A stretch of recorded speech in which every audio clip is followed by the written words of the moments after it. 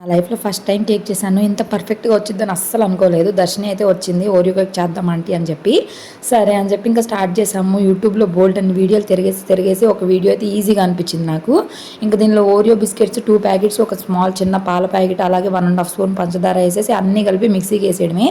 చాలా ఈజీగా ఉంది. మామూలుగా అయితే బీట్ చేయాలి, అదంతా మన వల్ల కాదు. ఇంక ఇంతలో భవి పడుకొని ఉంటే చూసారు కదా, హెత్విక్ అయితే ఊపుతా కూర్చున్నాడు.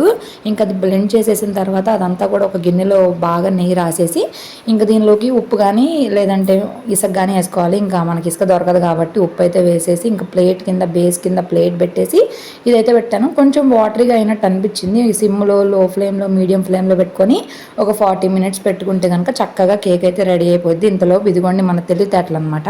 1 రూపీ చాక్లెట్స్ తీసుకొచ్చి వాటిని అయితే మెల్ట్ చేస్తున్నాము. ఇంకా కేక్ చూసారు కదా ఎంత పర్ఫెక్ట్గా వచ్చిందో. నాకు నేనే వావ్ అనుకున్నాను అనమాట. ఫస్ట్ టైం చేశాను, బట్ బాగా వచ్చింది. పిల్లలకు కూడా చాలా బాగా నచ్చింది. తర్వాత వాళ్ళ ఇంటికి వెళ్ళి దర్శనికి చేస్తే కనుక పొడి పొడి అయిపోయిందంట.